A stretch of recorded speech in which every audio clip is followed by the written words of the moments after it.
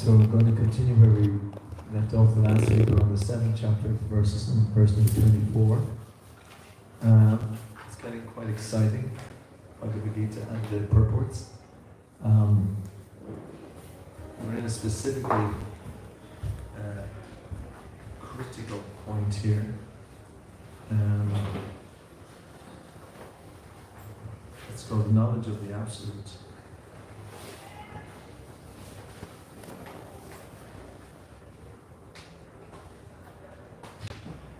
I'm a little bit reluctant to go back on 23 because we're on 24, but I will go back on 23 anyway. So if anyone wants to follow on the phone or on the book, 723. 723. But I may not dwell on 723, but I'd encourage if everyone could listen to it really carefully. It's just to get the real picture of what's actually happening, so you get a good recap. Okay, starting with 22. Endowed with such a faith, he endeavours to worship a particular demigod and obtains his desires. But in actuality, these benefits are bestowed by me alone. Who's the me? Krishna. Yes. So then on to 23. Antavattu phalam desham tadbhavat jalpanedasam devam devaya chayanti madbhakta yanti mamapi. Men's small intelligence worship the demigods, and their fruits are limited and temporary. Those who worship the demigods go to the planets of the demigods, but my devotees ultimately reach my supreme planet, purple. Some commentators on the Bhagavad Gita say that one who worships a demigod can reach the Supreme Lord. But here it is clearly stated that the worshippers of demigods go to different planetary systems where various demigods are situated. Just as a worshipper of the sun achieves the sun, or a worshipper of the demigod of the moon achieves the moon. Similarly, if anyone wants to worship a demigod like Indra, he can attain that particular god's planet. It is not that everyone, regardless of whatever demigod is worshipped, will reach the Supreme Personality of Godhead. That is denied here, but it is clearly stated that the worshippers of demigods go to different planets in the material world, but the devotee of the Supreme Lord goes directly to the Supreme Planet of the Personality of Godhead. So what does everyone think of that? Is that a challenge or not? Is that accepted? Can anyone just repeat what's been said there? Yeah. Go ahead. Yeah. So those who worship demigods, they go to them. But Krishna says that if you worship to me, you come to me. Because he's the main source, the main. Yeah. Basically, in everyone's soul, Krishna resides. So that's the main God. So No. clearly says in the Bhagavad Gita that you should worship me. I'm the only God. But if you are worshipping demigods, you will have to go through the worldly sufferings. But if you are worshipping me, I will make sure that you get rid of those sufferings and your desires. So what was the last part again was if you go to demigods? So I was saying that if you worship demigods, you will have to suffer. Oh yeah. You will have to suffer. Yeah, ultimately you will achieve demigods, but you will have to go through all your sufferings and your karmic, basically all your karmic accounts. You will have to clear them. But if you worship me, you don't have to suffer anymore. I will make sure that you get rid of all your sufferings and your desires. Yeah, that's an ultimate issue. That's what happens when you worship Krishna. And also that Krishna is in the hearts of the demigods as well. Yeah. You know, it's like in the hearts of the living entities, but he's also in the hearts of the demigods. It's quite interesting. So you might as well worship Krishna because he's already in their hearts anyway. So it's smarter. But anyway, he also says, I'll go on with the purport. Here the point may be raised that if the demigods are different parts of the body of the Supreme Lord, then the same should be achieved by worshipping them. However, worshippers of demigods are less intelligent because they don't know to what part of the body food must be supplied. Some of them are so foolish to claim that there are many parts and many ways to supply food. This isn't very sanguine. Can anyone supply food to the body through the ears or eyes? They do not know that these demigods are different parts of the universal body of the Supreme Lord. And in their ignorance, they believe that each and every demigod is a separate god and a competitor of the Supreme Lord. So it's even worse. So not only are the demigods parts of the Supreme Lord, but ordinary living entities are also. In the Srimad Bhagavatam, it is stated that the Brahmanas are the head of the Supreme Lord, the Kshatriyas are his arms, the Vaishyas are his waist, the Shudras are his legs, and all serve different functions. Regardless of the situation, if one knows that both the demigods and he himself are part and parcel of the Supreme Lord, his knowledge is perfect. But if he does not understand this, he achieves different planets where the demigods reside, and this is not the same destination the devotee reaches. The results achieved by the demigods' benedictions are perishable, because within this material world, the planets, the demigods, and their worshippers are all perishable. Therefore, it is clearly stated in this verse that all results achieved by worshipping demigods are perishable, and therefore such worship is performed by less intelligent living entity.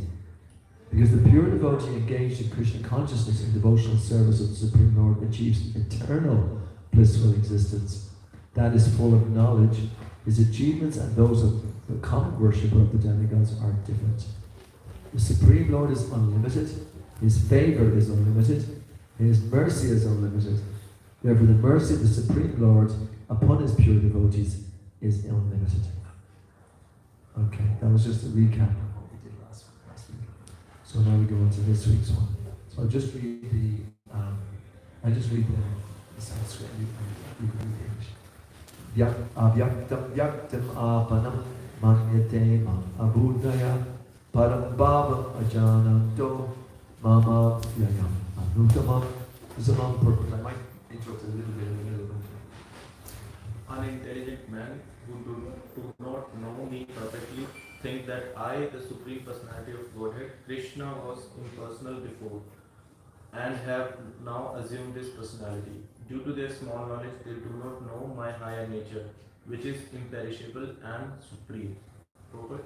Those who are worshippers of demigods have been described as less intelligent persons, and here the impersonalists are similarly described.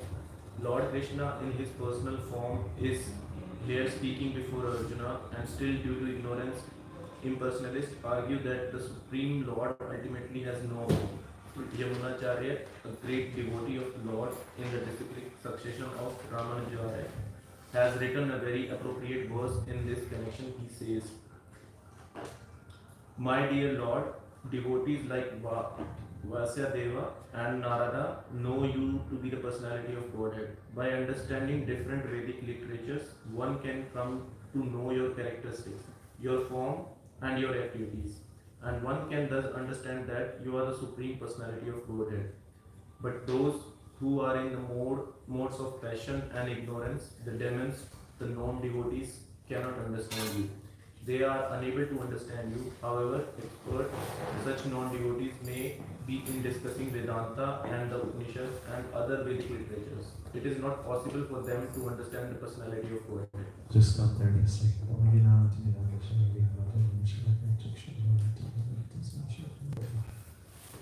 There's one of the devils, a spiritual master, and knows what the Krishna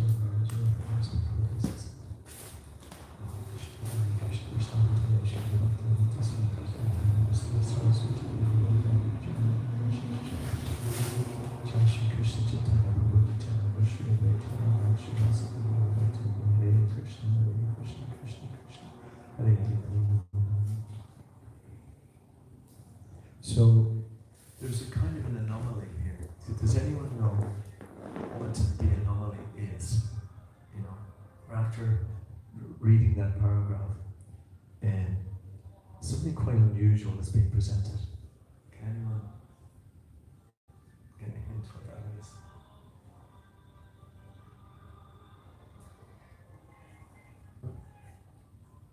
There's a strike on anyway.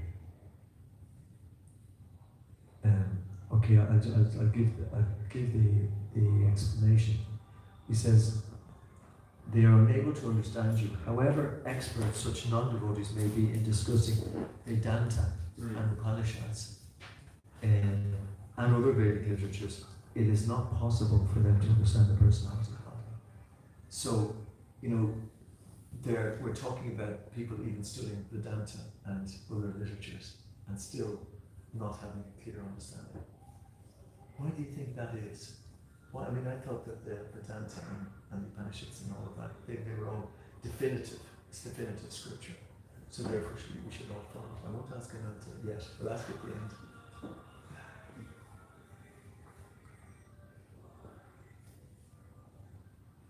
Because we're studying, this is the Gita Upanishad in that sense, you know. So why are we accepting this and not saying that, while this is saying that we shouldn't accept other parts? It is one thing to be knowledgeable, one thing to be knowing the facts and the science, but the important thing is to be that knowledge, to live that knowledge, and to practice that knowledge. So only a devotee of the Lord is engaged in the practice of that Vedanta, may not be as scholarly, as knowledgeable, and as an expert in being able to explain Vedanta itself, but he is in constant practice of it. He's trying to live what Vedanta is trying to preach. So that's really good, because it's going to come up here later exactly what the qualification of that person is, and it's certainly to do with being able to execute the practice as well. And so that's definitely that's even the second part of the answer, which is good. You know, there was another part as well. Can anyone remember why? Another reason?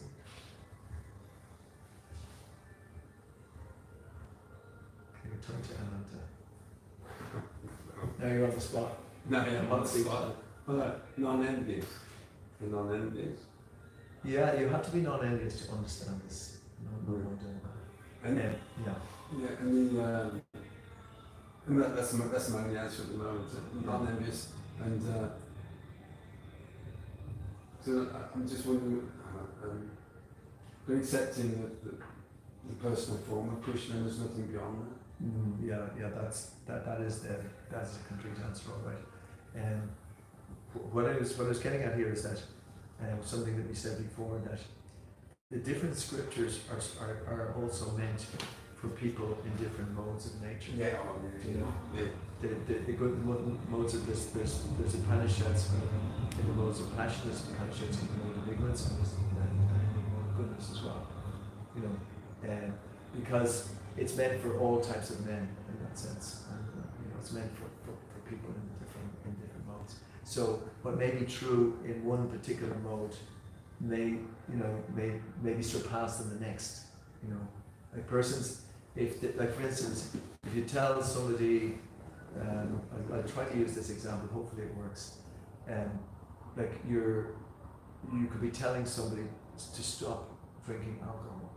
You know, now that's good if somebody's drinking alcohol, you know, and for them to stop. But you could tell somebody else that they should practice constant chanting of the holy name. That would be a kind of a higher instruction, because the person who's drinking alcohol, perhaps, I'm just not judging anybody here, but I'm saying that they wouldn't be able to get to that stage of chanting because they're not ready for that, you know. So the Vedas is very complete in that connection. You know, it's for people in different modes of nature as well, the different sections of the Vedas. And so here Krishna is saying that, yeah, it's good to worship demigods in a sense, until you understand more deeply that you're actually worshipping Krishna alone. So therefore, if you go back to worshipping the demigods in the same way, that's actually a step down. But it's a very good, very valuable step up if you're not worshipping anything, you know. And because it gives you an understanding that there is something higher there, you know, that the demigods are higher in a hierarchy in a higher way. And okay, I'll just stop at that point, because so that we come to the answer that you gave as well. It's coming up in the next couple of chapters or next couple of paragraphs as well, which will ultimately, you know, come to Krishna's two Bhagavats. Could you continue the next thing? So we're on the second paragraph in the Brahma Samhita. In the Brahma Samhita, it is stated that the personality of Godhead cannot be understood simply by study of Vedanta literature. Only by the mercy of Supreme Lord can the personality of the Supreme be known.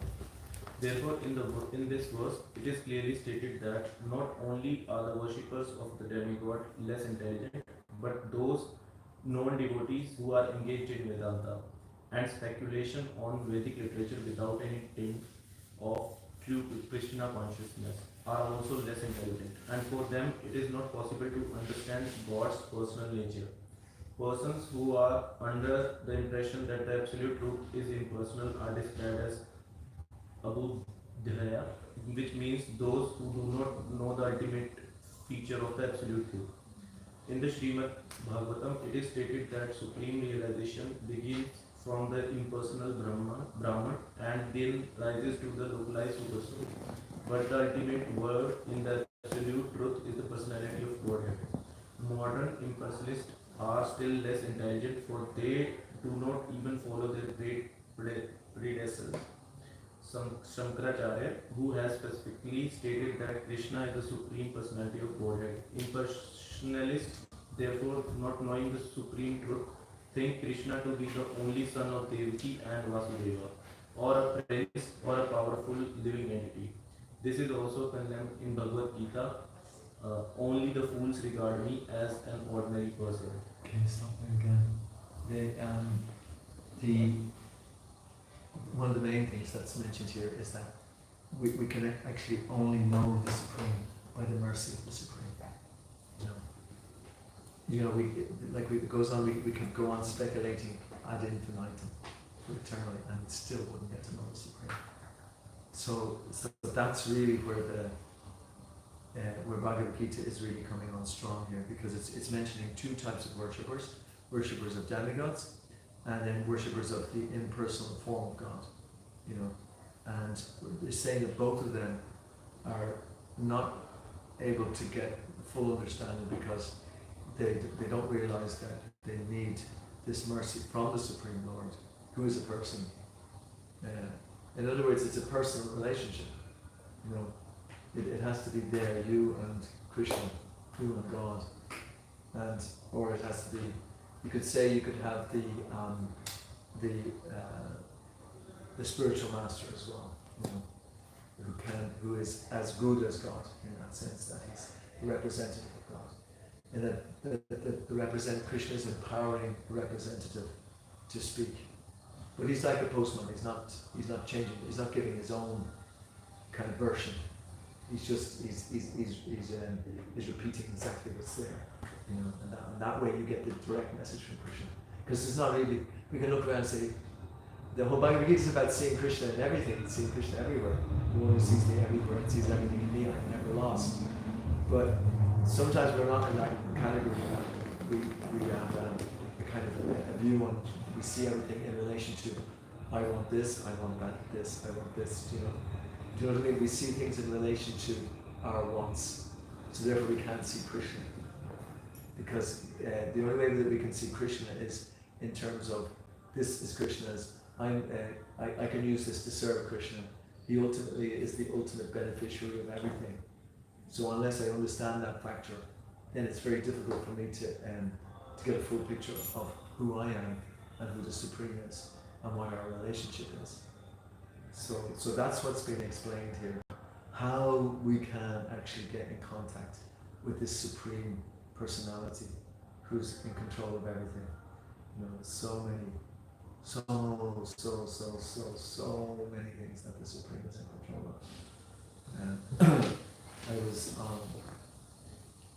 my wife has a dental checkup once a year, so we went there today for the dental checkup, and she was in getting the checkup done, and I was just looking at the table, and my daughter-in-law's just had a baby, and there was this book I was on. It was explaining about the different stages of pregnancy, and then there was a section on it about hormones, and then it was a list of about the 7 or 8 different hormones that go into making the pregnancy, how it works, how it makes it easier, what morning sickness is, and what, you know, and like I was just thinking of what an incredible, you know, system that's been set up there that none of us can do anything about it. None of us made it, but it's already in action there, and that's just in one particular aspect of this creation.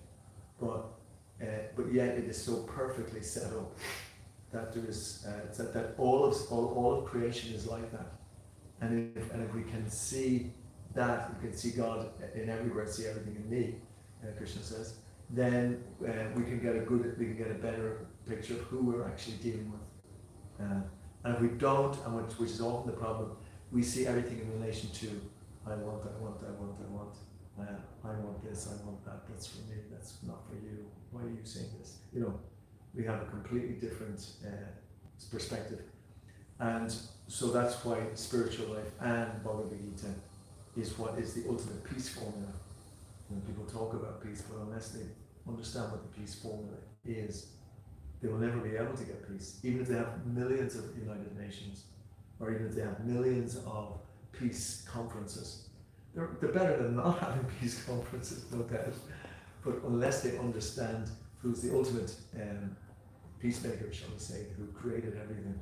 And yet, this place isn't meant actually for that anyway, because the place is meant for people who don't want peace. Because if you did want peace, you wouldn't come here in the first place. But so therefore, there's always going to be dukkha mashasvatam. It's impermanent and it's full of miseries. That's the material world. So Bhagavad Gita, I'll tell you another really horrific story. I don't want to get into it, but it shows you how traumatic things can be. Because we're talking about mean, we know that we hear of the traumas of war. Maybe some of us has been through it. I don't know. But I was driving home yesterday I won't say the name of the street, and I had the window rolled down because it was quite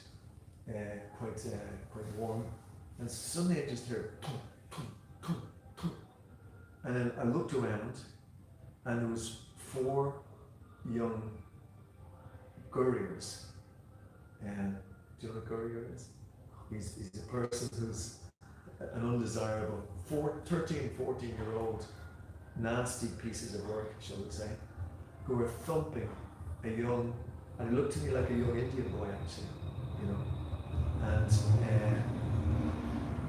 And I looked, and I kind of just looked around. I was on the far side of the road. There was a kind of a lull in the traffic, and then they just did 1 or 2 more thumps and kicks, and then walked off. And the boy was just holding his phone or something like this, and he was completely distressed. So I shouted over, "Are you okay? Are you okay?" And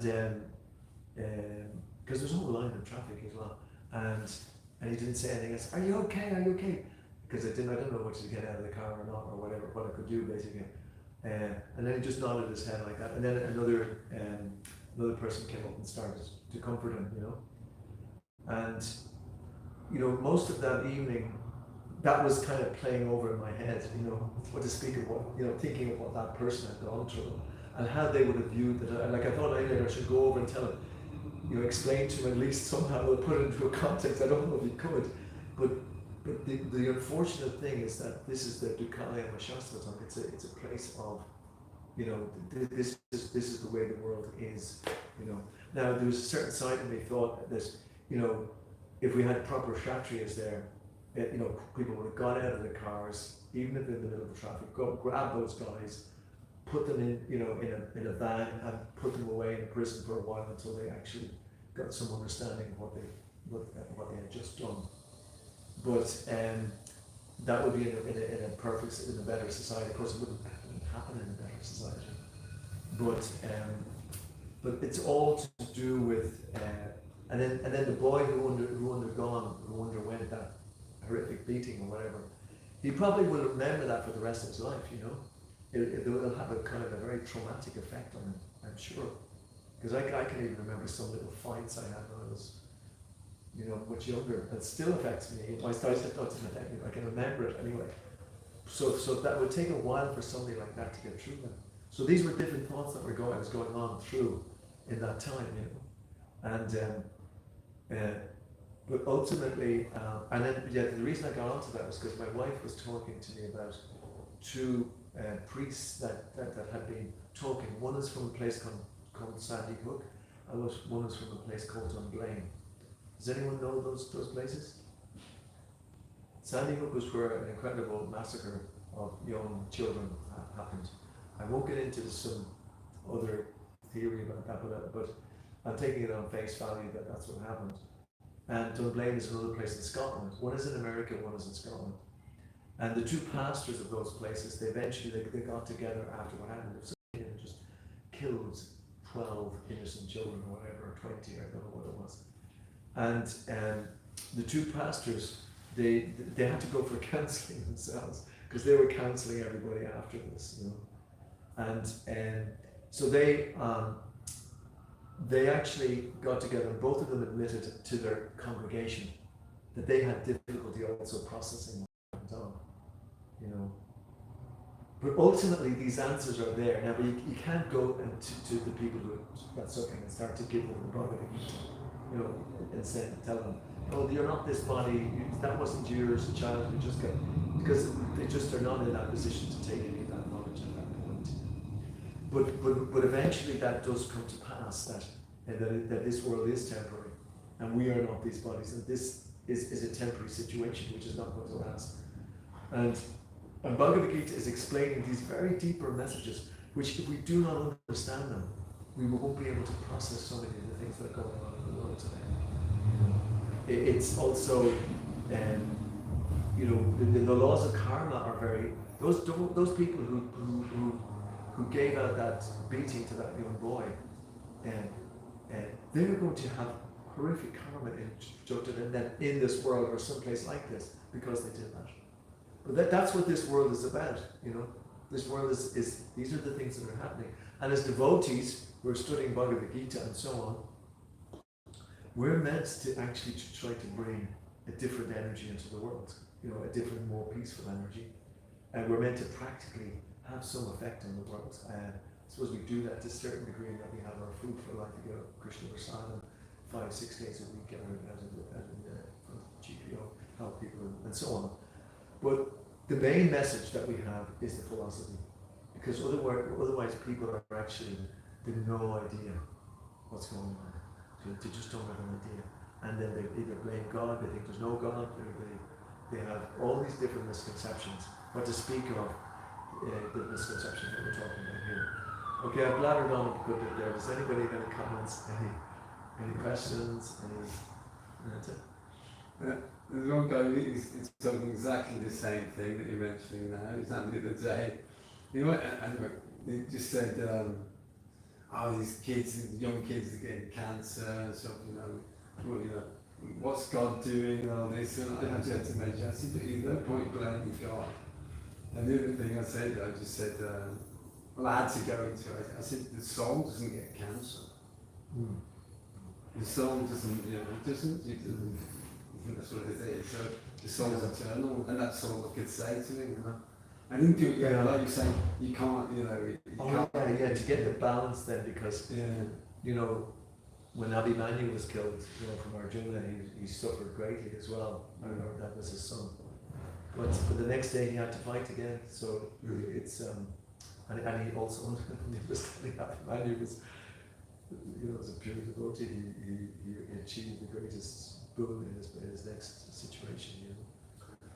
Also in that Kirtan, when the son died in the Kirtan, they didn't stop the Kirtan. Practice the spiritual world. Yeah. So it's a balance, as devotees we have to understand that balance and be able to, to be able to help in that way at the right time. Any other comments or any questions? But when you do see that, like in Vrindavan, last year in Vrindavan, I had 2 incidences where I saw death close up, like really close up. Yeah. And then there was one, this is a less traumatic quite, where someone came and he sat down, there's like a restaurant, I was in this restaurant, he sat down in front of me, and I looked at him and thought, you look like you're going to die, 3 days later he's found dead in the room, 3 days later. But again, from a spiritual perspective, he was very popular devotee, always saw Prashadam, always went to the Kirtan, and he left in Vrindavan. And that's it, it just depends on how you're looking at it. Yeah. That's what I mentioned. No, that's very good. And the two different types, say for instance here that we were talking about is the worshipper of the demigods, and then the other one is the worshippers of the impersonal Brahman. So they were the two types of that are mentioned here, specifically mentioned here. Now we have, maybe we could, is everybody still able to, sometimes it's difficult to follow because, but let's try to finish off this paragraph and then we can talk a little bit more. And is anybody here for the first time? Just okay, great. We have a Kirtan coming up at 7 o'clock. So we just, what we do is we discuss Bhagavad Gita between 6 and 7, so we're just finishing Bhagavad Gita at the moment. Please hear and speak and ask any questions or whatever. The fact is that no one can understand Krishna without rendering devotional service and without developing Krishna consciousness. The Bhagavatam confirms this. My Lord, if one is favored by even a slight trace of the mercy of your lotus feet, he can understand the greatness of your personality. But those who speculate to understand the Supreme Personality of Godhead are unable to know you. Even though they continue to study the Vedas for many years, one cannot understand the Supreme Personality of Godhead, Krishna, or his form, quality, or name simply by mental speculation or by discussing Vedic literature. One must understand him by devotional service.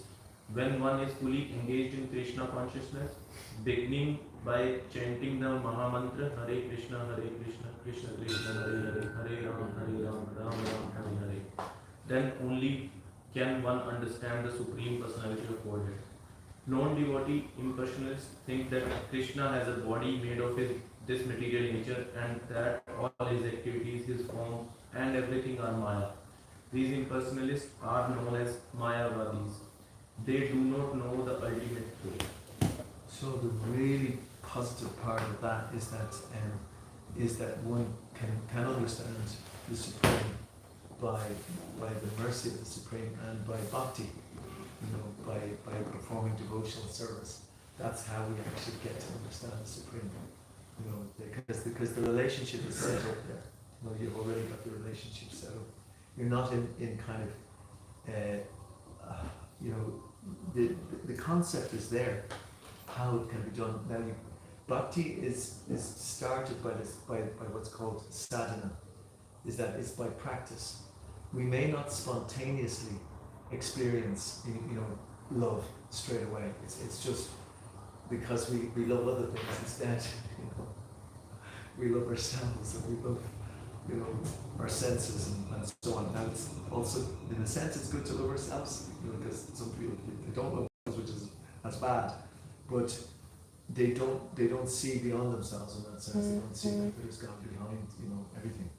So that's what bhakti is. There's you and God. There's the relationship that's there, and then the other really good part about it, very positive, is that it can be achieved through chanting, like Hare Krishna, Krishna Krishna, Hare Hare, Hare Rama, Ram Rama, Hare Hare. And there has been absolutely libraries written about that one mantra.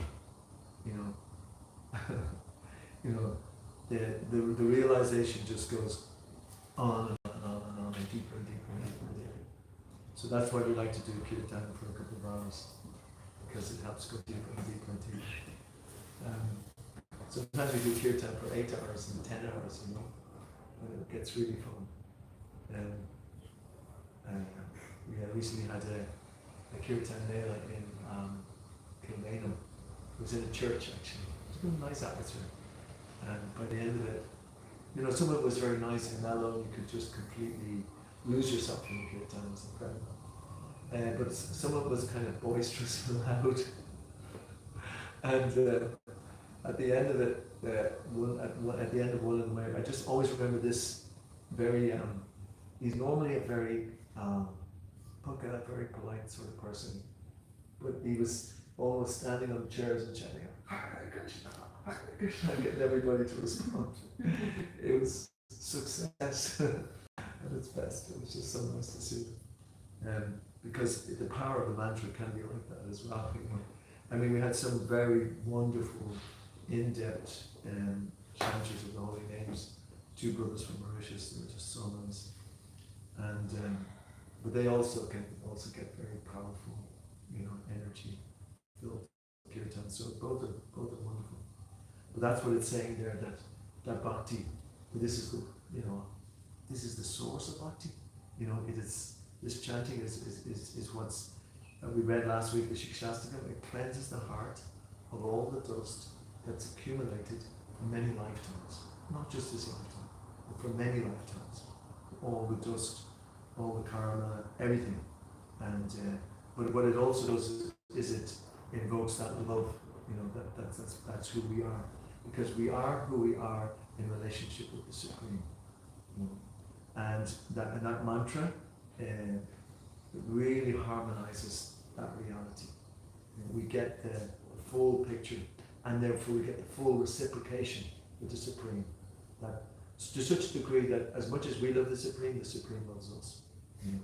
That loving relationship, and that is the ideal relationship, and that's what's actually there in the spiritual world. There isn't any of the temporariness that we have here. Dikali and Shastra. Temporary and full of misery.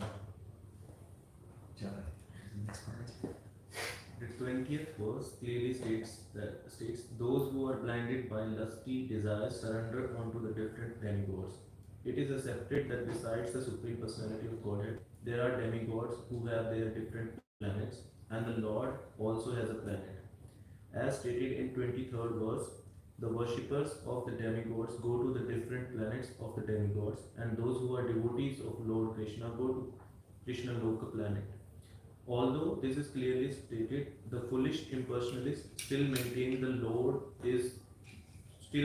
that the Lord is formless and that these forms are impositions. From the study of the Gita, does it appear that the demigods and their abodes are impersonal?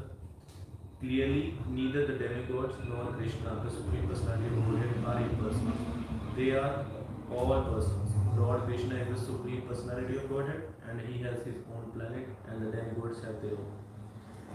Therefore, the monastic contention that ultimate truth is formless and that form is imposed does not hold true. It is clearly stated here that it is not imposed.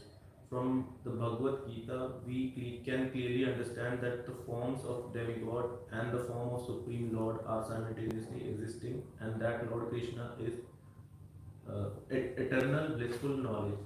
The Vedas also confirm that Supreme Absolute Truth is Anandamayo Bhayasta, or by nature full of blissful pleasure, and that he is the reservoir of unlimited auspicious qualities. And in the Gita, the Lord says that although he is Aja, unborn, he still appears. These are the facts that we should understand from the Bhagavad Gita. We cannot understand how the Supreme Personality of Godhead can be impersonal. The imposition theory of the impersonalist monist is false as far as the statements of the Gitas are concerned. It is clear herein that the Supreme Absolute Truth, Lord Krishna, has both form and personality. Is there any comments, any questions? I want to ask anything. So Krishna take birth. Yeah, that's to understand the nature of Krishna's birth, though, because he is unborn as well. Yeah. You know, one who understands the transcendental nature of my appearance and activities does not take birth again in this material world. It attains to my abode, O sign of heart. It's in the fourth chapter, verse 9. So it's a different type of birth. It's not like we have. It's like an appearance and disappearance. You know, it's like the sun rising and then the sun setting. It's not that the sun goes away. The sun is just somewhere else. You know, so it's like that. Yeah. Anything else?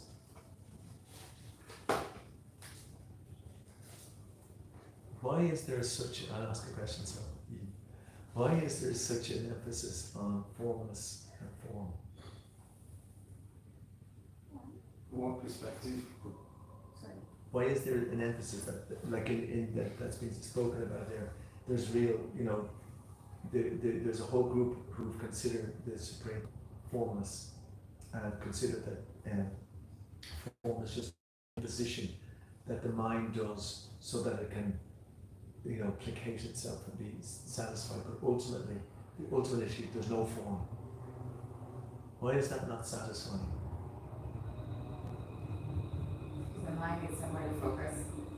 That's pretty good. It's Yeah. easier for us to see, Yeah. feel, and know. Yeah. That makes it much easier for us in that sense. Yeah. And the form gives you a sense of connection. Yes, yeah, and that they're two very good answers. And so there's a sense of connection, and there's we can focus. So what about if someone said though that you know, yeah, but that's just so that you're getting a sense of, you know, you're just being kind of helping yourself or being nice to yourself, and this is only an illusion. What would you say to that? But it's easier to have a form for our Yeah. human minds Yes. than any effort towards that form is Yeah. Yeah. towards the formless as well. Yeah. Where can we go? Like, you know what I mean? Where can we go with the formless? Something that's formless. You know, So harder. yeah. in a visual representation of what is essentially a frequency. Yeah, and there's an interesting. Let me get back to the relationship part of it. The relationship, just like we all have relationships, right? So, okay, we all want to have nice relationships are really good, aren't they? I mean, they really are tops. You know, having good relationships with people, and the people that we have a loving relationship with them. That's the most satisfying. And so that's the idea as well, that it's very hard to have a relationship with kind of an energy though. You know, you have a relationship with a person with all their warts and all, as they say. And sometimes that even becomes the more loving aspects of them as well. So therefore the supreme in that sense, that this is the idea that we have that relationship with the supreme, and that is our complete relationship, you know. And the complete relationship is where the reciprocation takes part, that there's two, there's not just one. Because when it comes to form, then everything just vanishes into nothingness almost, you know. Whereas where actual what's being spoken about here, and which is quite incredible, because I just noticed the eternal blissful knowledge. Supreme truth is by nature full of blissful pleasure, and that he is the reservoir of unlimited auspicious qualities. So, you know, nothingness is hard to have kind of a quality, you know, or what to speak of auspicious quality, quality. It's kind of like a void, and but the source of everything, and that's what the whole Bhagavad Gita is explaining. That's why there's a personality comes. Krishna comes. Arjuna is a personality, because we also are part of the Supreme. We're not the Supreme, but we're part of the Supreme. And that is where we will achieve the highest amount of bliss, pleasure, and peace, is in that unique relationship that each one of us has with the Supreme. Supreme is like, as I say, off the charts, you know. It's almost impossible. You know, you can try to explain how wonderful the Supreme is. You can, and it's very blissful to do so. We will never come to the end of that.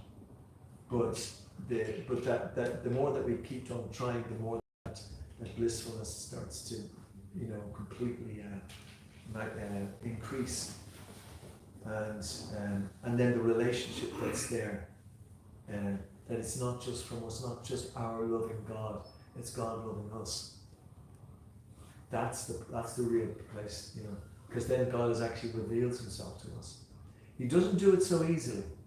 Why do you think God doesn't do it so easily? Could anyone answer that question? Well, I read somewhere because somehow we have egos and they are impure, and hence we have to achieve a certain purity for him to come to you. Perfect answer. That's exactly the answer. Yeah, because there's just blockages. We have too many things, like we were saying there earlier. But you know, even the worshippers of demigods, they worship demigods because they want something. They want something from me here, because there's something that I want now. So that blocks the whole system. You know, it puts a kind of a complete blockage there. But when we become purified of that desire, and then with the desire that the required desire is that we want only God, then that means surrender. Sorry about Bridget, at the very bottom about that at the end of Bhagavad Gita, is that we will surrender then, and then God completely flows that energy in. You know, so Bhagavad Gita is all about that. It's about melting down that particular blockage, which is the ego. I want. This is mine. It's not yours. You know. But this is the kingdom of God. This is why this place was created, for all the egos, until they can purify themselves of that. We could go on for a long time, but it's 7 o'clock. So thank you so much for attentively listening and speaking and participating and sharing. So now we'll go to the next part, which is the Kirtan. And so I'm just going to start off slowly because we have my son China that's going to sing, and then we have Revati is going to come as well. She's coming from a very nice Kirtan family, and I haven't heard her myself yet, but I'm told it's a real gem. So, Hare Krishna.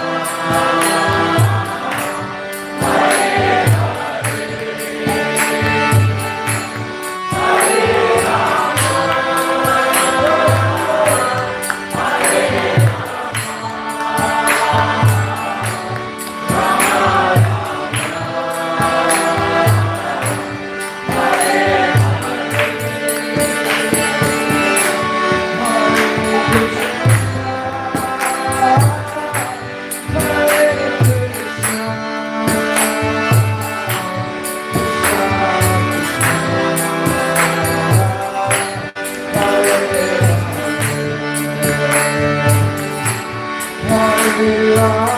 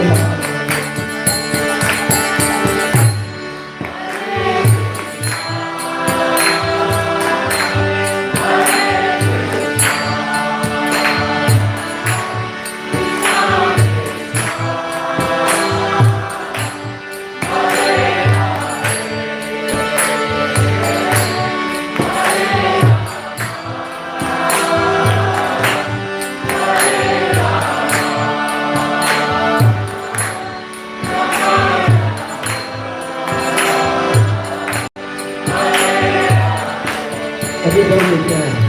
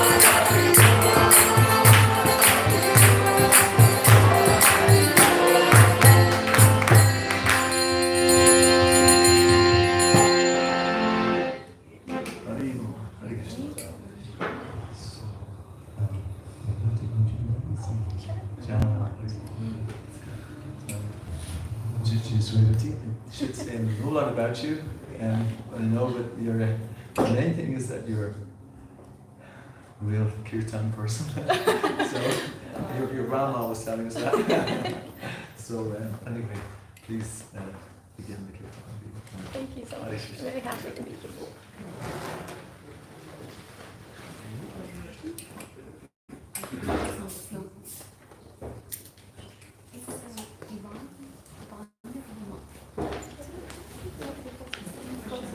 Okay, could everybody move it just a little bit closer?